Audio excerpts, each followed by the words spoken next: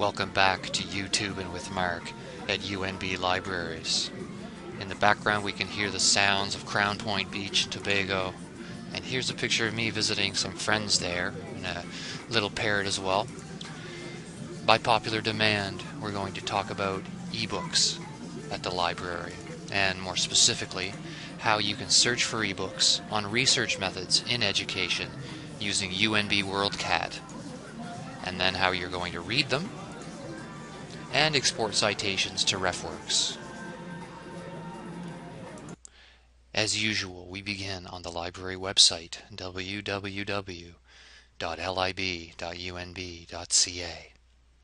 UNB WorldCat is our principal catalog for finding any number of materials, and it's particularly good for finding ebooks. And so if we were going to search for ebooks on research methods in education, one thing we could do is simply put in research methods, and I'm placing research methods in quotes because I want to force a phrase upon the database, so it's searching for those two words together. And then I will add education and click go.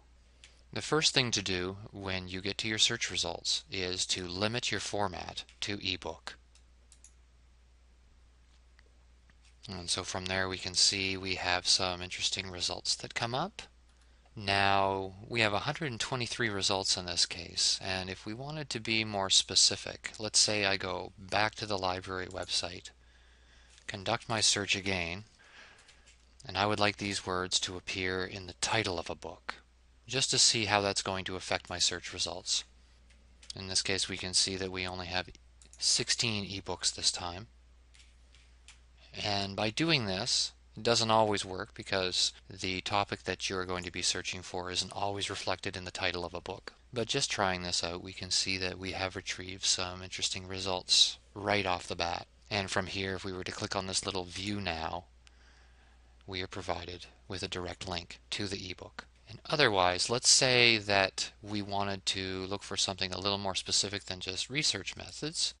Say we were going to search for action research and education. We can see that there's a TI colon in front of our search, which indicates that we are searching by title. This is something you can use yourself, but it's not always necessary. If I click on search again, every time you do so, you will have to once again click on the ebook format. And in this case, we have 12 results, some of which look quite promising. So let's take a look at the first one, the Sage Handbook of Educational Action Research. We can go to the book by clicking on the View Now and then clicking on View eBook. We could also click on the title of the search result to get a full record. And the interesting thing about that is that from here, not only can we also access the book, we can export a citation to the book in whatever format we desire and to our RefWorks account. And so from here it opens up RefWorks. I would be invited to log in, and I can see by clicking on my View Last Imported folder that the Sage Handbook of Educational Action Research has been added to my RefWorks account. So now if I click on View eBook, the ebook opens up in the eBook Academic Collection from EBSCOhost. You will recognize this interface from such popular databases as ERIC and Academic Search Premier, which we also license on the EBSCOhost platform. From here, I can read the book directly from the EBSCO website, and I also have the option of downloading this ebook so that I can read it offline. What that is going to require is creating an account on EBSCOhost, and then subsequently signing in.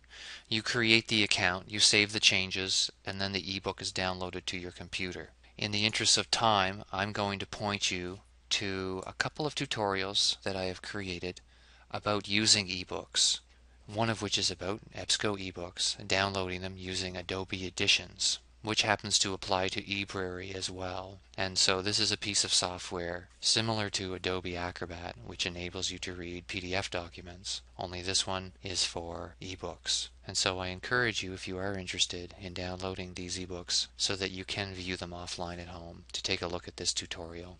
Bear in mind that off-campus users will have to log in during different parts of this process, and that login will consist of your UNB username and password, the same ones you would use to access e-services such as Desire to Learn. Otherwise, bye for now. I'm Mark Bragdon. This is how you can reach me by email, and this is the URL to my distance education blog. So long.